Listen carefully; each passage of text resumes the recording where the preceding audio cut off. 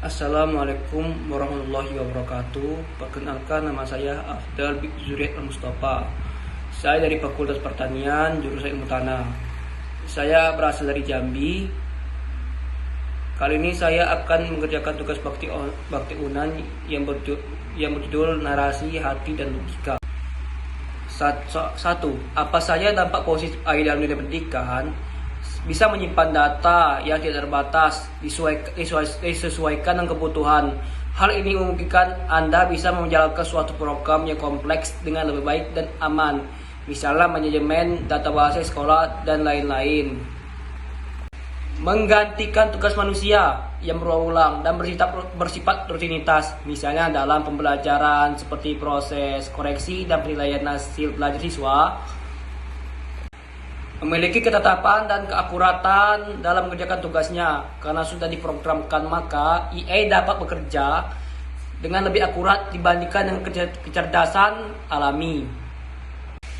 Bisa digunakan kapan saja dalam jangka waktu yang panjang. Berbeda dengan manusia yang bisa lelah, IA bisa menjalankan pekerjaan sesuai instruksi dalam jangka waktu yang lama. Apa dampak dan penyalahgunaan IA dalam dunia pendidikan? Membuat guru dan murid malas. Hal ini terjadi karena sebagian besar aktivitas dikerjakan secara otomatis oleh IA, menghilangkan pekerjaan manusia. Ketika IA digunakan untuk jurus administrasi di sekolah, tidak menutup kemungkinan akan menghilangkan peran tata usaha di sekolah. Tidak memiliki common sense. IA yang mampu belajar dan bekerja sendiri layaknya manusia.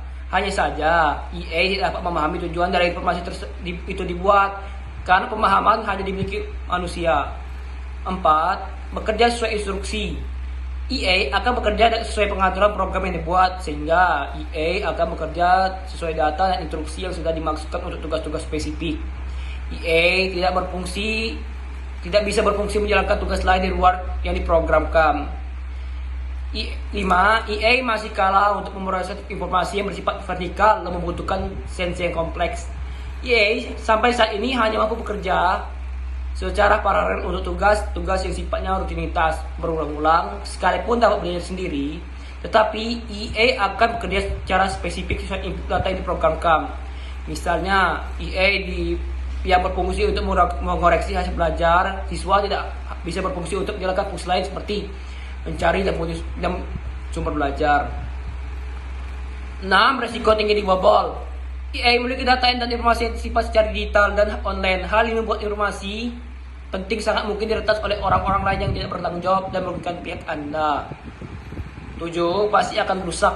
Segala sesuatu yang dibuat manusia, terutama teknologi dan mesin, suatu saat pasti akan rusak. Begitupun dengan sistem IA, besar kemungkinan akan mengalami gangguan dan kerusakan yang dapat menghilangkan data dan informasi penting Anda, sehingga selalu dipastikan data dan informasi penting dibuat duplikatnya.